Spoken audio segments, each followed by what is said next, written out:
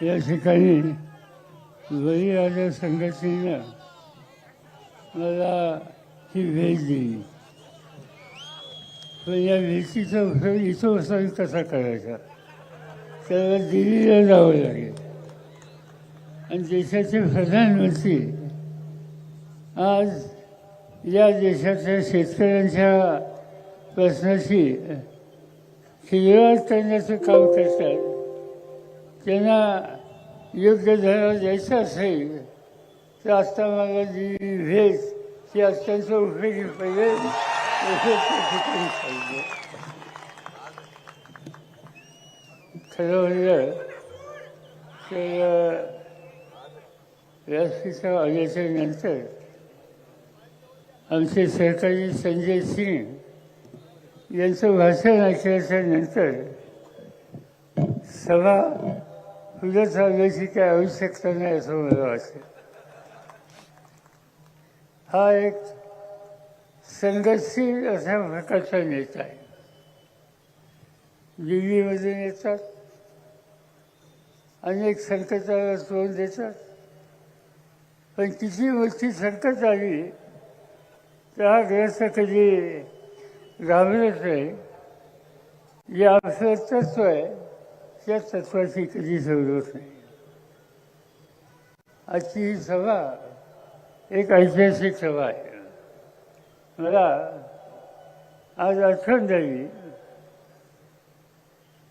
की महाराष्ट्राचं सुख होतं. सातारचं कर्तृत्व ज्यांनी सर्व देशाला देशाच्या बाहेर दाखवलं त्या यशवंत चव्हाण या सगळ्यांचं फळ आम्हाला होतोय.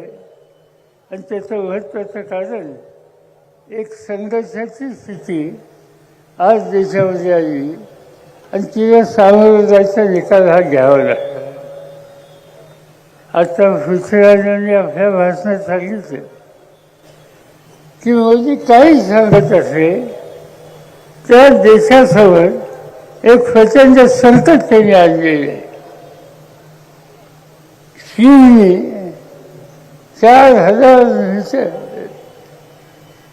4,000 किलोमीटर या देशाची जमीन ही ताब्यात घेतली. मोदी साहेब सांगतात तसं काही नाही. त्या सगळ्या भागाचा माझा अभ्यास आहे.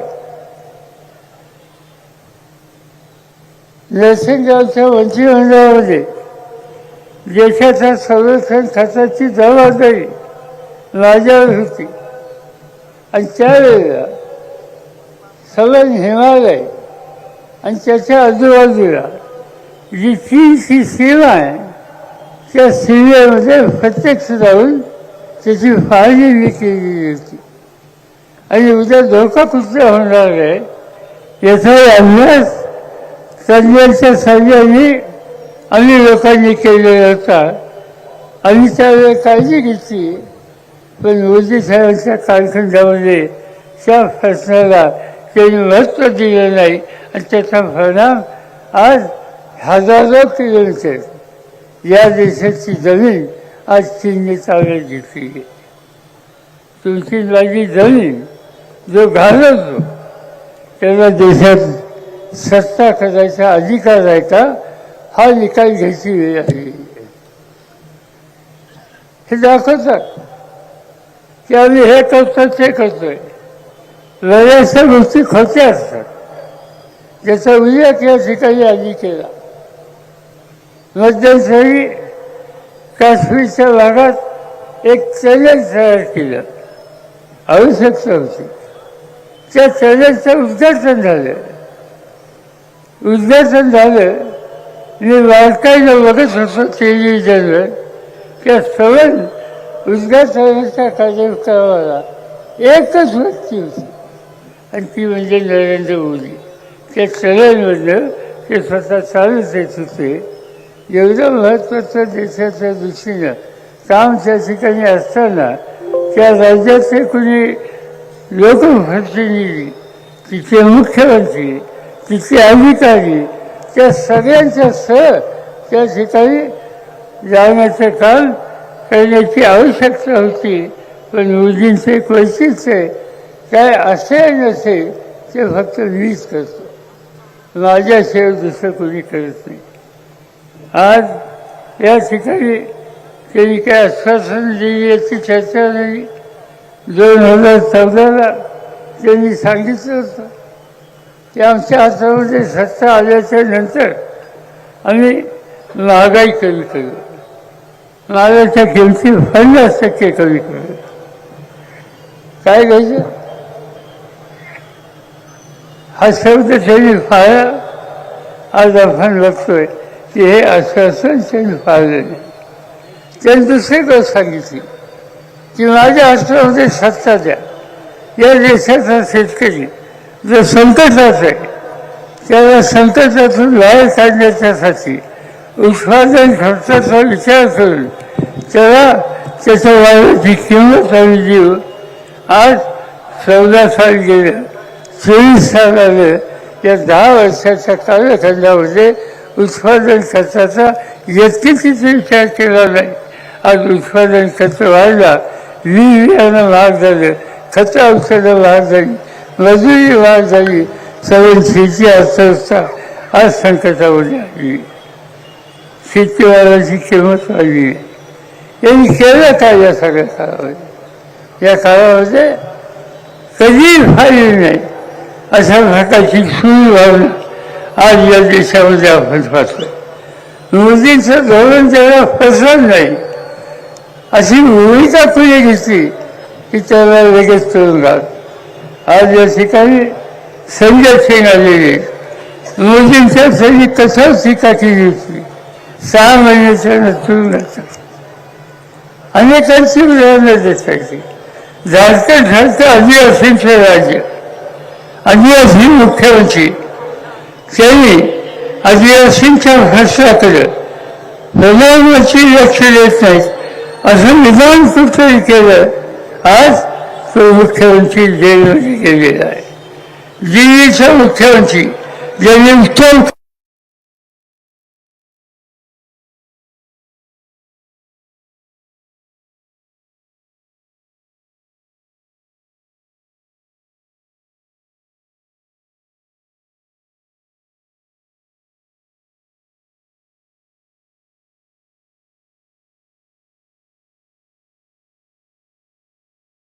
ही सूर लावलेलं ज्यांचा विचार आपल्याला नाही मंजूर त्यांच्या विरुद्ध वापरायची हे सूत्र घेऊन आज मोदी साहेबच्या ठिकाणी प्रयत्न करत आहे.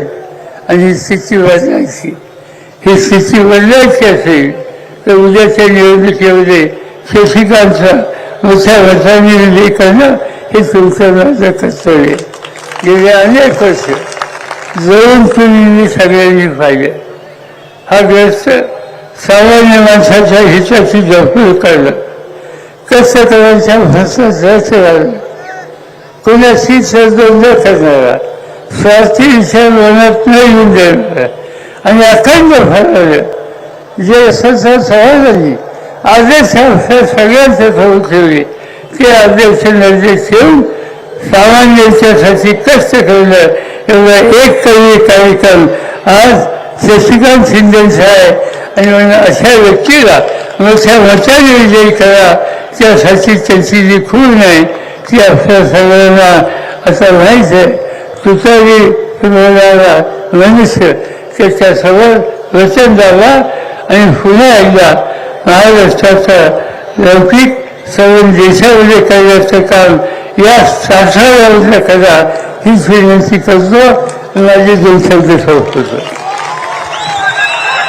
आभार श्री सुनील भैया माने, अध्यक्ष सातारा जिल्हा राष्ट्रवादी काँग्रेस शरदचंद्र पवार पक्ष. या विराट सभेला आलेल्या सातारा जिल्ह्याच्या कानाकोपऱ्यातील सर्व एक मिनिट सगळ्यांनी उभे राहा. आपल्या हातात हात उंच करा, हातात मोबाईल घ्या आणि सगळ्यांनी आपले टॉर्च पवार साहेबांना दाखवायचे, व्यासपीठाकडे दाखवायचे. आणि जो निर्धार आपण 5 वर्षापूर्वी यशस्वी करून दाखवला तोच निर्धार आपल्याला पुन्हा यशस्वी करण्यासाठी या ठिकाणी आपण सगळ्यांनी टॉर्च ओपन करा. जिल्ह्याच्या कानाकोपऱ्यातून आलेल्या तमाम स्वाभिमानी निष्ठावान कार्यकर्त्यांना मनापासून धन्यवाद. दिल्लीवरून आलेले माननीय संजय सिंहजी खास दिल्लीवरून आपल्याला या सभेसाठी उपलब्ध झाले, त्या आदरणीय संजय सिंह यांचे आभार. पुन्हा एकदा व्यासपीठावरील सर्व नेत्यांचे आभार, आलेल्या तमाम निष्ठावान कार्यकर्त्यांचे आभार. धन्यवाद. जय हिंद, जय महाराष्ट्र. विजन व्हरायटी व्हिक्टरी यांचा सुरेख संगम असलेला माननीय आमदार शशिकांतजी शिंदे यांच्या